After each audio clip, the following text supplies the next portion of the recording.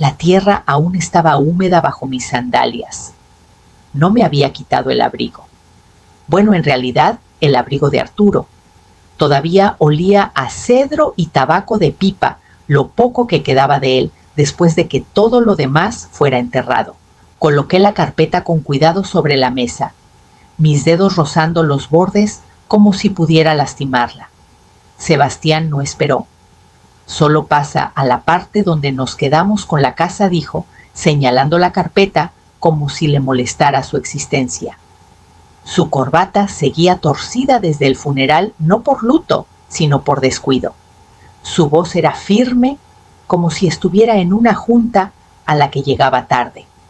Marisol, sentada frente a él, tenía los brazos cruzados, una uña perfectamente pintada, tamborileando contra su celular. No levantó la vista, solo sonrió con esa mueca que decía que todo estaba saliendo como ella esperaba. No había un guisado calentándose en la estufa, ni una taza humeante esperándome, ni siquiera un vaso de agua. No había comido en todo el día. El sushi. Los miré mi hijo, mi nuera, y me di cuenta de que ya habían seguido adelante. Ni una palabra sobre Arturo. Ni recuerdos, ni preguntas sobre cómo estaba sobrellevando esto. Solo el testamento. Solo la casa. Mis manos no temblaban por tristeza. La tristeza es silenciosa, te envuelve como un rebozo. Esto era algo más filoso. Me picaba en los ojos y se asentaba como neblina fría en el pecho. Voy a leerlo todo, dije con voz tranquila. Desde el principio. Sebastián resopló echándose hacia atrás en la silla. Como quieras, mamá. Solo parece mucho trámite para algo que de todos modos se va a repartir. Marisol alzó la vista. Pensamos que era bastante claro. Arturo hubiera querido que fuéramos prácticos. Arturo hubiera querido un momento de silencio. Pensé, hubiera querido que sus hijos al menos fingieran llorarlo, pero ni siquiera podían ofrecer un café. Abrí la carpeta y desdoblé la hoja gruesa que Arturo había escrito a mano en sus últimas semanas. No la había leído en voz alta aún, pero sabía lo que decía. Lo que no sabía era cuántas veces intentarían callarme. Carraspeé y comencé como Arturo me había pedido. A mi amada esposa Graciela. Leí despacio, dejando que el ritmo de sus palabras flotara en el aire quieto, quien estuvo a mi lado, no solo en los días fáciles, sino en cada tormenta. —Espera —interrumpió Sebastián, levantando una mano—. ¿Estás leyendo la versión oficial o esa? Señaló el papel en mis manos, como si fuera un dibujo infantil. Esta es la que tu padre me pidió que leyera. Respondí en voz baja. Pero no fue la licenciada Torres quien ya registró una versión notariada. Intervino Marisol, arqueando una ceja. O sea, esto se siente como repetir lo mismo. La ignoré y seguí. A ella le dejo la casa que construimos con nuestras propias manos y la paz que guarda. Un momento volvió a interrumpir Sebastián. ¿De verdad papá escribió esa parte? ¿O tú? ¿Ayudaste? No me inmuté. Él escribió cada palabra. Su letra parece temblorosa, añadió Marisol. Es siquiera válida si no se lee bien. Pensé que las firmas debían ser... Basta, dije, alzando la mirada. Esto es el testamento de su padre, no una negociación de contrato. Se callaron, pero solo por un instante. Mientras seguía leyendo, las interrupciones llegaron como reloj. Preguntas sobre estructuras de fideicomiso, exigencias de aclaraciones sobre tasaciones de terreno, discusiones sobre frases. Cuestionaron si las palabras podían interpretarse de otra forma, si los bienes podían reestructurarse para más flexibilidad, si igual significaba igual ahora o con el tiempo. 19 veces. Las conté no en papel, sino como se cuentan las traiciones. En silencio, en lo profundo. Ni una sola vez preguntaron por sus últimos días. Ni una vez miraron la foto sobre la mesa Arturo, sonriendo en el jardín con tierra bajo las uñas. Ni una vez dijeron, lo extraño. Seguí leyendo. Mi voz firme. mi corazón enfriándose con cada pregunta. No estaban aquí para honrarlo, estaban aquí para desmantelarlo. Doblé las páginas con cuidado cuando terminé. Ninguno aplaudió. Sebastián escribía algo en su celular. Marisol bebía agua como si todo hubiera tomado demasiado tiempo. Me levanté, fui a la cocina y abrí el cajón donde Arturo guardaba sus notas de campo. La casa estaba demasiado silenciosa después de que se fueron. No era el silencio cálido que Arturo y yo compartíamos, donde el zumbido de la tetera o el susurro del viento en los nopales llenaba el espacio. Este silencio era pesado, vacío, del tipo que te hace escuchar tu propio pulso. Abrí el cajón del escritorio en la cocina, donde Arturo siempre guardaba sus notas de campo. Entre mapas doblados y pedazos de papel estaba el sobre que había encontrado antes, escrito con la misma letra irregular del testamento. Lo saqué el papel suave de tanto desdoblarlo y lo leí de nuevo. No todos recordarán quiénes son, Graciela decía, pero tú sí, y eso será suficiente. Presioné la hoja contra mi pecho. Él lo sabía. Incluso cuando la enfermedad le robaba las fuerzas, había visto venir esto. Había visto la ambición fría, el modo en que el duelo se convertiría en ventaja. Y había confiado en mí para mantener la línea. Cerré los ojos y lo imaginé en su estudio, los hombros encorvados sobre el escritorio, el sonido de su pluma rasgando hasta tarde en la noche. No por dinero, no por control, sino por memoria. Por verdad, mi mano se movió casi por instinto, abriendo el cajón más profundo. Ahí estaba la pequeña grabadora de campo que Arturo usaba para capturar el canto de los pájaros al amanecer. La tomé recordando cómo sonreía cuando lograba grabar un trino raro. Las pilas aún funcionaban. La luz roja parpadeó una vez firme y segura. La puse en el mostrador y algo dentro de mí se endureció. Sebastián y Marisol pensaban que podían ahogar la voz de Arturo con interrupciones, sonrisitas y papeles. Pero Arturo me había dejado herramientas, palabras, pruebas, y las usaría. Esa noche guardé la grabadora en el bolsillo de mi chaleco, sintiendo su peso contra mi cuerpo mientras recorría las habitaciones. A la mañana siguiente encontré la tableta de Marisol en el mostrador de la cocina, aún encendida la pantalla brillando.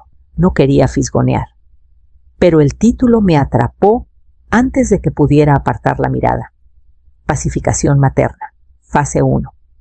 El slide debajo tenía puntos clave: validar sus sentimientos, hacer referencia vaga a los deseos de Arturo, redirigir con lenguaje de delegado. Mis manos no temblaron esta vez, se cerraron en puños. Esto no era desorganización ni tensión por la pérdida. Era un plan, una estrategia. Di media vuelta, fui al pasillo y saqué mi celular del cargador. Tomé una foto de la pantalla, luego otra. Las envié a 2 personas. La primera fue la licenciada Torres, la abogada de Arturo, una mujer tan meticulosa que una vez corrigió un error decimal en la escritura de un vecino antes de que lo notaran. La segunda fue Estela, la hermana de Arturo, y la tutora legal de nuestro nieto Javier. No incluí mensaje con las imágenes, solo el asunto documentación.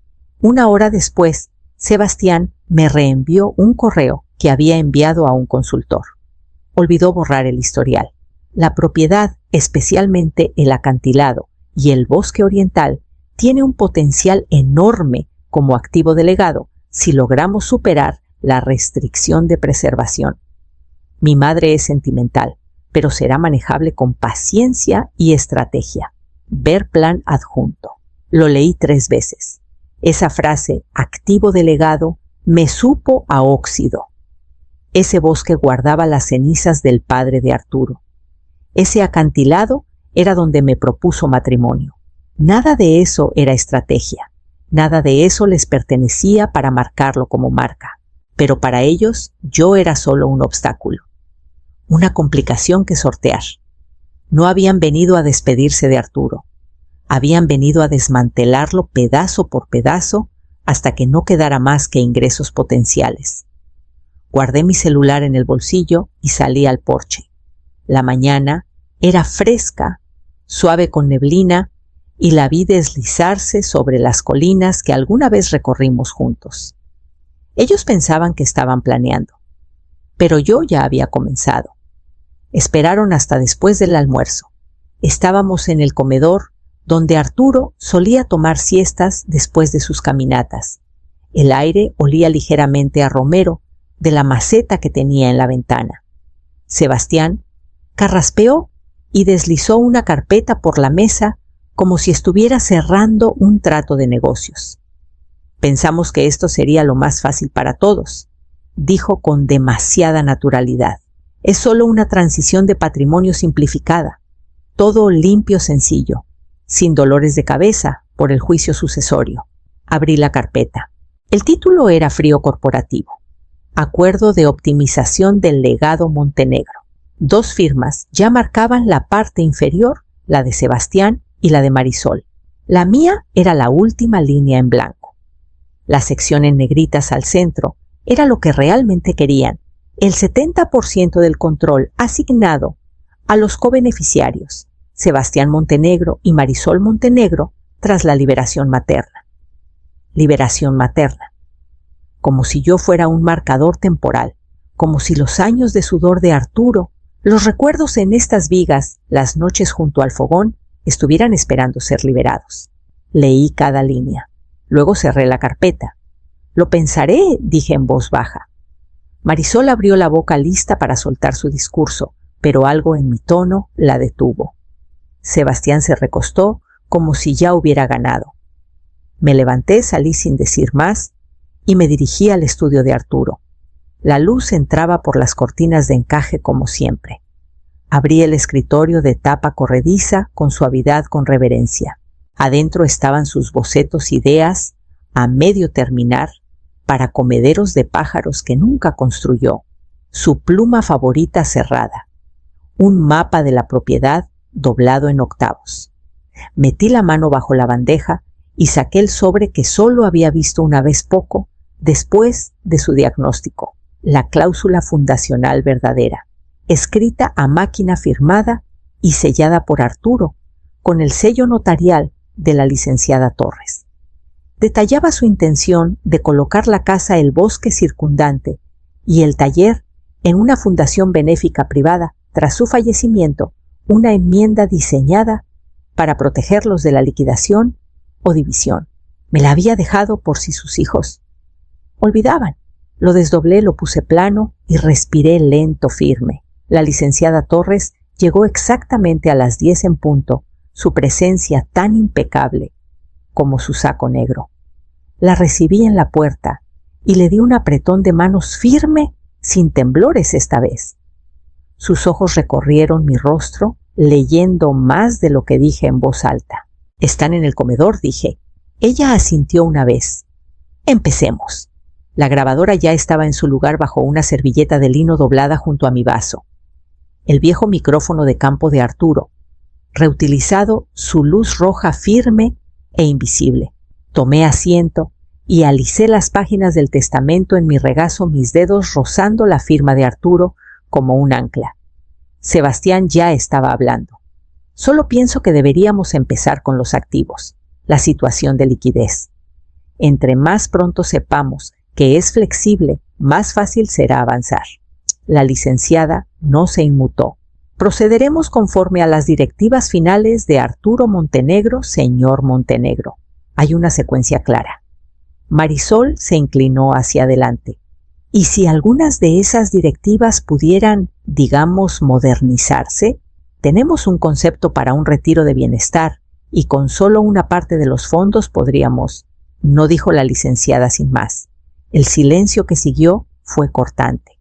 Sebastián frunció el ceño moviéndose en su silla. Marisol parpadeó descolocada. La licenciada abrió su maletín de cuero y sacó la versión notariada del testamento. Leyó los términos con absoluta claridad. sin espacio para malentendidos, sin resquicios. El patrimonio se dividirá equitativamente entre los hijos de Arturo, dijo. Sin embargo, la escritura de la casa principal y el terreno circundante ha sido reasignada bajo una cláusula vinculante a la Fundación Santuario Montenegro. Esta escritura no puede venderse, aprovecharse ni subdividirse. Observé sus rostros mientras las palabras caían, el de Sebastián inmóvil, la mandíbula de Marisol tensándose. Antes de que pudieran recuperarse, desdoblé la versión manuscrita de Arturo, la que me había pedido leer en voz alta en mi voz. No era una necesidad legal, era personal. Quiero continuar ahora, dije clara y firme. Comencé de nuevo, y esta vez con la licenciada a mi lado y la grabadora encendida. Sebastián se movió en su asiento apenas terminé de leer la última frase. Marisol abrió la boca, pero la licenciada levantó una mano antes de que alguno hablara. «Hay un asunto más que tratar», dijo con voz calma pero cortante. Según la directiva escrita de Arturo Montenegro, el patrimonio se dividirá no en 2, sino en 3 partes. Sebastián frunció el ceño. 3, la licenciada no parpadeó. Arturo nombró a un tercer beneficiario, Javier Montenegro. El aire se quebró. Mi hijo, preguntó Sebastián, entrecerrando los ojos. Su hijo, confirmó la licenciada. Su parte se mantendrá en un fideicomiso seguro hasta que cumpla 25 años. Estela Montenegro, la hermana de Arturo, es la tutora y cofideicomisaria. La supervisión financiera estará a cargo de un asesor independiente, el señor Raúl Vargas. Marisol soltó un suspiro cortante. Sebastián no dijo nada. No los miré. Doblé la carta, una vez 2. La guardé en la carpeta y enderecé la espalda. Hay más, dije. El terreno de Valle Verde, el bosque, el taller y el lote del acantilado ya no forman parte del patrimonio. Sebastián alzó la mirada de golpe. ¿Qué han sido transferidos a una fundación sin fines de lucro?, dije. Arturo la registró poco antes de su declive final. Se llama Santuario Valle Verde. Su propósito es simple preservación ambiental y apoyo a veteranos a través de talleres de artesanía. La Junta incluye a mí, a Estela y al señor Vargas. No está en venta, no puede desarrollarse. Y la cláusula que activó esto es vinculante. Arturo la incluyó en la versión manuscrita. Marisol finalmente encontró su voz. ¿Pero cómo? ¿No puede simplemente...? No fui yo, dije suavemente, fue Arturo. La licenciada deslizó un paquete sellado. Los documentos fueron presentados. La cláusula es válida. La transferencia está completa. La fundación ahora es dueña del terreno. Las manos de Sebastián se cerraron en puños, descansando en el borde de la mesa. Su rostro había palidecido. Marisol se recostó en su silla, sus ojos buscando una salida, pero no la había. No de esto. Me levanté lentamente, levanté la servilleta de lino y apagué la grabadora. La casa estaba silenciosa de nuevo esa noche. Por fin silenciosa. Sin el tintineo de cubiertos, sin negociaciones disfrazadas de condolencias. Solo el zumbido del calentador y el tic-tac lento del reloj de pared en el pasillo. Puse la grabadora en la mesa de la cocina, presioné reproducir y escuché. La primera interrupción llegó en menos de 30 segundos. Sebastián, con voz casual, pidiéndome que agilizara las cosas. Luego Marisol, fingiendo confusión. Por las frases, pretendiendo no entender las palabras de Arturo. Luego vinieron los suspiros, el movimiento de sillas, el tono sarcástico de Sebastián cada vez que preguntaba por la intención, la condescendencia en la voz de Marisol al cuestionar el lenguaje del fideicomiso. Todo para torcer la voz de Arturo en algo que les sirviera. Pero la cinta no mentía. Capturó cada palabra cortante, cada sonrisa falsa, cada momento en que intentaron convertir el legado en ventaja. No lloré, no pausé. Cuando terminó, tomé mi laptop y conecté la grabadora. Etiqueté el archivo con simpleza, la lectura. Nada más. Lo subí a la nube primero a un disco privado, luego a un respaldo.